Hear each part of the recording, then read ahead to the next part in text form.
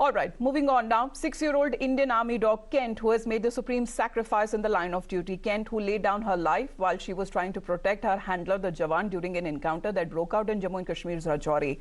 A canine from the 21 Army dog unit, Kent was leading a group of soldiers who were chasing terrorists attempting to flee the scene. She came, unfortunately, under heavy fire and has succumbed at the scene itself in Narla village.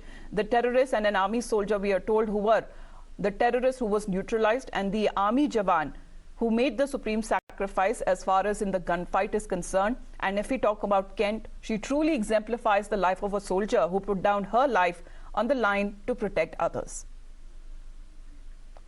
Well, this is how the nation has come together to salute her grit and her courage as well.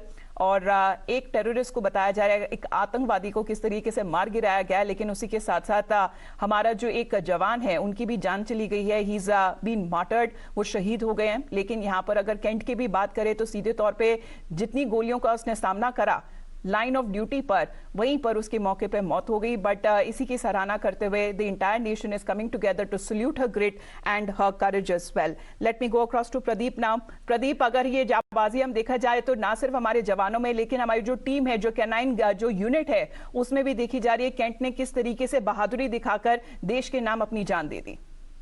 बिल्कुल आपने सही कहा. देखिए आप, ये grit, determination, जज्बा, जुनून किस तरीके से देश के प्रति है.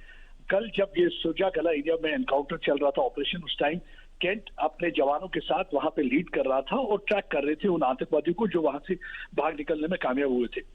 जैसे ही वो कंटिजेंट को लेके वहां से गुजर रहे थे, उस दौरान एक फायरिंग हो जाती है. लेकिन केंट देखिए कोशिश क्या करता है कि अपने ऊपर गोलियां ले लेता है, लेकिन अपने हैंडलर की जान बचा देता है. आपने बिल्कुल सही कहा कि ये जो नमूना है हमारे जवान ही पेश नहीं करते, जबकि हमारी जो कैनाइन यूनिट है वो भी लगातार इसी तरीके से अपने देश के लिए जान देते रहे हैं ताकि वहां पे अमन अमान रहे.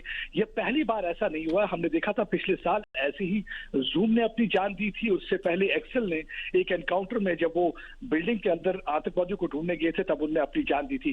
केंट जो कि लेब्राडोर है और पिछले 6 साल से आर्मी के साथ है और लगातार कई ऑपरेशंस में इन्वॉल्व है. जितने भी खूंखार ऑपरेशन इस राजौरी के इलाके में हुए हैं, क्योंकि ये जंगल का इलाका बहुत आसान नहीं होता.